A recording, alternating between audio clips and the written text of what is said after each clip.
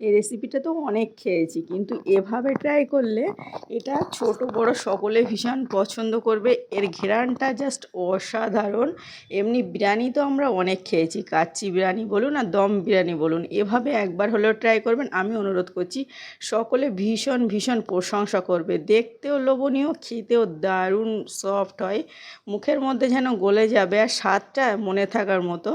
আর এর ঘ্রাণটা জাস্ট অসাধারণ লেগেছিল, ওই জন্য একদম সহজভাবে আপনাদের দেখাচ্ছি। আর এটা কিন্তু যে কেউ, ছেলে মেয়ে যারা নতুন একদম বিরিয়ানি বানাতে চাইছেন, এইভাবে বানালে আশা করছি সকলের পারফেক্ট হবে। আমি প্রথমে এখানে চাল নিয়েছি 500 গ্রামের মতো, এখানে বাসমতি রাইস নিয়েছি। এই রাইসটা আগে থেকে আমি ধুয়ে 2 থেকে 3 বার জল পাল্টে তারপরে ভিজিয়ে রেখেছি।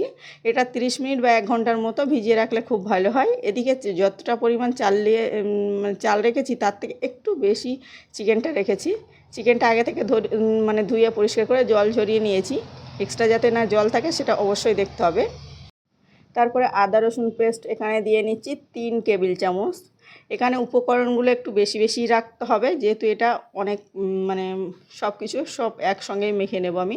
3 টেবিল চামচের একটু বেশি দিয়েছি। তারপর দারচিনি, এলাচ, লবঙ্গ আর একটু ওটা রং ফুল বলে, একটু দিয়ে নিলাম। তারপরে একটা পেঁয়াজ কুচি দিয়ে নিচ্ছি।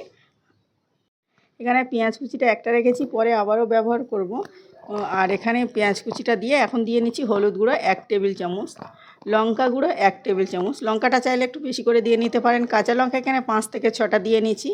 আর জিরে, মরিচ আর ধনিয়া গুঁড়ো 1 টেবিল চামচ ভেজে গুঁড়ো করে রাখা ছিল। টক দই 1 কাপ পরিমাণ দিয়েছি। তারপরে দিয়ে নিচ্ছি স্বাদ অনুযায়ী লবণ 1 টেবিল চামচ, দিলাম লবণটা। এখানে এখানে এলাচ, এটা জয়ফল, এলাচ, দারচিনি, লবঙ্গর গুঁড়ো দিয়েছি 1/2 টেবিল চামচ। পেঁয়াজ বেরেস্তা দিয়েছি 1/2 কাপ পরিমাণ। রেগুলার রান্নার তেল দিয়েছি 1/2 কাপ পরিমাণ। দিয়ে এখন আমি কিন্তু ভালোভাবে মেখে নেব। একটু সময় নিয়ে হাত দিয়ে ডলে ডলে মেখে নিতে হবে। চিকেনটা যত বেশি মাখা হবে খেতে কিন্তু তত বেশি টেস্টি হবে। ঘ্রাণটা অসাধারণ বার হচ্ছিলো মাখার সময়। এখন কাঁচা লঙ্কা বা গুঁড়ো লঙ্কাটা কম কম মনে হচ্ছিলো, কাঁচা লঙ্কা আবারও 2টো দিয়ে নিলাম। আর গুঁড়ো লঙ্কাটা আবারও 1 টেবিল চামচ দিয়ে নিচ্ছি।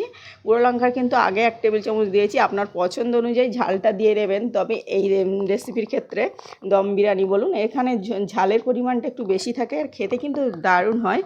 এই বিরিয়ানি একবার খেলে যে কোনো বিরিয়ানির স্বাদকে হার মানাবে, একদম অসম্ভব মজার হয়। এখানে দিয়েছি কেওড়া জল, গোলাপ জল 1/2 কাপ, সব রকম মিলিয়ে 1 টেবিল চামচ করে দিয়েছি, দিয়ে 1/2 কাপ দিয়েছি, দিয়ে ভালোভাবে মিশিয়ে নিচ্ছি। আমি কিন্তু আর পরে অনেকগুলো উপকরণ দিতে হবে না, এখানেই সব কিছু দিয়ে নিচ্ছি। চিকেনটা ভালোভাবে মাখা হয়ে গেছে, আর কেওড়া জল, গোলাপ জলই দিয়েছি, এখানে অন্য কোনো জল ব্যবহার করিনি। আর চাইলে এখানে একটু লিকুইড দুধ ব্যবহার করতে পারেন যদি মনে হয় চিকেনটা বেশি বড় পিস হয়ে গেছে। এখানে বিরিয়ানির মশলা দিয়ে দিচ্ছি 1/2 টেবিল চামচ। আর ওই যে পেঁয়াজ বেরেস্তার যে এক্সট্রা তেলটা ছিল সেটাও 1/2 কাপের মতো দিয়ে নিলাম। সমস্ত উপকরণ দেওয়া হয়ে গেছে। কিছুটা একটা টমেটো একটু কেটে এভাবে দিয়ে নিচ্ছি। আর দিয়েছিলাম এখানে কিছুটা আলু। বিরিয়ানির ক্ষেত্রে আলু খেতে দারুণ লাগে, তবে এখানে বিরিয়ানিতে না আলু পছন্দ করলে না দিতে পারেন। আলুটা উপর থেকে একটু বসিয়ে দিয়ে এটা রেস্টে রেখে দেবো কিছুক্ষণের জন্য, ঢাকনা দিয়ে ঢেকে। তবে 30 মিনিট বা 1 ঘন্টা রাখলে খুব ভালো হয়। এদিকে একটা হাঁড়িতে পরিমাণ মতো জল নিয়েছি, নিয়ে এখানে গরম করতে বসিয়ে দিয়েছি। গরম যখন হয়ে গেছে, আর এদিকে এটা রেস্টে রাখা ছিল, তো আমার খুব বেশি সময় নেই রেস্টে রাখার জন্য, ওই জন্য গ্যাসটা অন করে দিয়েছি। 4 মিনিট হাই হিটে জাল করে নেব চিকেনটা।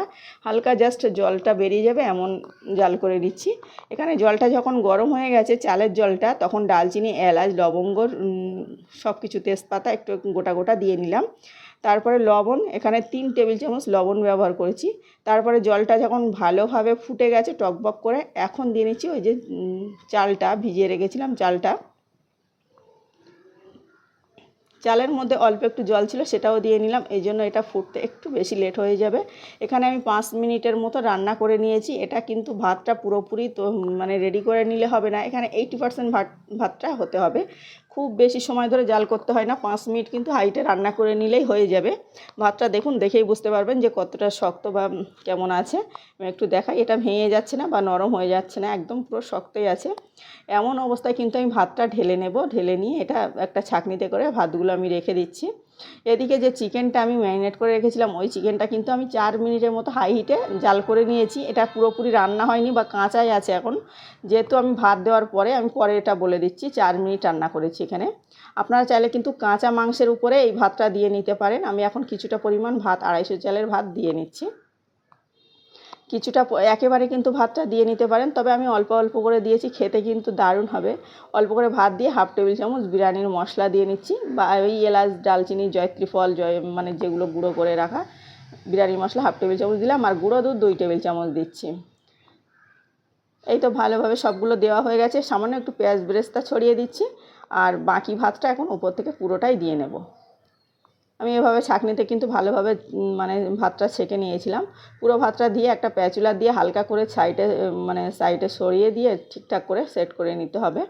তাহলে প্রতিটা মশলা বা উপকরণগুলো ভালোভাবে মিশে যাবে, আর মানে দেখতেও ভালো লাগবে, খেতেও অসাধারণ হয়। আমি তো বলবো অনেক রকম বিরিয়ানি খেয়েছেন, এটা একবার খেলে বারবার এভাবেই বানাতে হবে, মানে বানাতে সবাই বলবে। এখানে বিরিয়ানির মশলা 1/2 টেবিল চামচ দিয়েছি, গুঁড়ো দুধ 4 টেবিল চামচের মতো গুঁড়ো দুধ ব্যবহার করেছি। আর এখানে দিয়ে নিচ্ছি একটু পেঁয়াজ বেরেস্তা আর কাঁচা লঙ্কা। কাঁচা লঙ্কাটা প্রতিটা ভাজে ভাজে দিলে বেশি ভালো হয়, তবে আমি শুধু উপরে দিলাম। দিয়ে সামান্য ওই যে পেঁয়াজ বেরেস্তা ছড়িয়ে দিচ্ছি, ব্যাস হয়ে গেল। এখানে সামান্য পরিমাণে এখানে প্রথমে ঘি দিয়ে নিচ্ছি। এখানে 1/2 কাপের মতো ঘি ব্যবহার করেছি, ঘরে বানানো ঘি দিয়েছি, তবে আপনারা চাইলে ঘিটা দিতে পারেন, এখানে তেল দেওয়ার দরকার নেই, অবশ্যই ঘি ব্যবহার করতে হবে। ঘিটা দেওয়ার পরে সামান্য পরিমাণে ওই যে বলছিলাম সামান্য পরিমাণে ফুড কালার গুলে রেখেছিলাম, এটা একদম অপশনাল, চাইলে দিতেও পারেন, না দিলে কোনো সমস্যা নেই, দিয়ে নিলাম। আর একটা মিঠা আতর, ব্যাস হয়ে গেল। আর কিছুই দিতে হবে না, জাস্ট ঢাকনা দিয়ে ঢেকে ভারী কিছু একটা চাপা দিতে হবে ওপর থেকে দিয়ে। আর ওই যে আগে যে আমি 4 মিনিট জাল করে নিয়েছিলাম মাংসটা, ওই জন্য এখন আর 4 মিনিট জাল করব না, জাস্ট মিডিয়াম টু লোয়ে রেখে নিচের দিকে একটা রুটি সেঁকা তাওয়া দিয়ে এখানে 20 মিনিটের মতো একদম লোয়ে রেখে মানে রান্না করে নেব। আর যদি আপনারা পুরো কাঁচা মাংসের উপরে দেন, তাহলে প্রথমে 4 মিনিট হাই হিটে রান্না করে নিয়ে তারপরে 20 মিনিট মিডিয়াম টু লোয়ে রেখে রান্না করে নিতে হবে, তো তাহলে রেডি হয়ে যাবে। আমি ওই জন্য ভাত আগে দেওয়ার আগে 4 মিনিট রান্না করে নিয়েছিলাম চিকেনটা, একদম হাই হিটে। চিকেনটা কিন্তু কাঁচা কাঁচাই ছিল। আর তারপরে এভাবে 20 মিনিট পরে আমি দেখাচ্ছি কেমন হয়েছে। উপরের চালগুলো পুরো একটা একটা করে খাড়া হয়ে গেছে, পুরোপুরি ভাতটা, আর এর ঘ্রাণটা জাস্ট অসাধারণ। প্লিজ আপনারাও সেমভাবে একবারও ট্রাই করবেন। অন্যভাবে অনেকভাবে বিরিয়ানি খেয়েছেন, এই বিরিয়ানিটা খেলে বাড়ির সকলে, আর মেহমান থেকে আরম্ভ করে যাকে খাওয়াবেন সে শুধু প্রশংসাই করবে আপনাকে। যারা নতুন বিরিয়ানি বানাতে চাইছেন, প্লিজ এভাবে একবার হলে ট্রাই করবেন, আশা করছি সকলে ভীষণ প্রশংসা করবে। আর চিকেনটা দেখুন কেমন সফট হয়েছে, আপনাদের কেমন লেগেছে বলতে ভুলবেন না। হঠাৎ করে বিরিয়ানি খেতে ইচ্ছা করলে এটা সিম্পলভাবে এই বিরিয়ানিটা বানিয়ে নেবেন। যত রকমের বিরিয়ানি খেয়েছেন, যত দামি বলুন, যত রেস্তোরাঁতে খেয়েছেন, এই বিরিয়ানির সাথে কোনো রকম মানে তুলনা হয় না, অতুলনীয়। আর কম উপকরণে, কম তেল মশলা দিয়ে জাস্ট অসাধারণ। ছেলে বলুন, মেয়ে বলুন, যারা মানে খুব সহজে বিরিয়ানি বানাতে চাইছেন, অবশ্যই এই রেসিপিটা ট্রাই করবেন। যাকে খাওয়াবেন তো প্রশংসা করবে, আর আপনারও কাজটা অনেক বেশি সহজ হয়ে যাবে। আর এখানে একটু বলে নিই, আগে থেকে চিকেনটা ম্যারিনেট করে কিন্তু 1 ঘন্টার মতো রেস্টে রেখে কাঁচা চিকেনে একবার হলেও করে দেখবেন, ওই রেসিপিটা অবশ্যই দেব। এটা অসম্ভব মজার হয়েছে। প্লিজ আপনাদের কেমন লেগেছে বলতে ভুলবেন না। ভালো লাগলে লাইক আর সাবস্ক্রাইব করার অনুরোধ করছি। আর বিরিয়ানির ঘ্রাণটা তো পেয়েই গেছেন, মানে দেখেই মনে হচ্ছে যে জিভে জল চলে আসার মতো। খুব সিম্পলভাবে বিরিয়ানি বানাতে চাইলে এই রেসিপিটা তাদের জন্য, যারা একা একা থাকেন, হঠাৎ করে বিরিয়ানি খেতে মন চাইছে, তো এই সহজ রেসিপিটা অবশ্যই ট্রাই করবেন। ট্রাই করে আমাকে বলতে ভুলবেন না যে আজকের রেসিপি কেমন।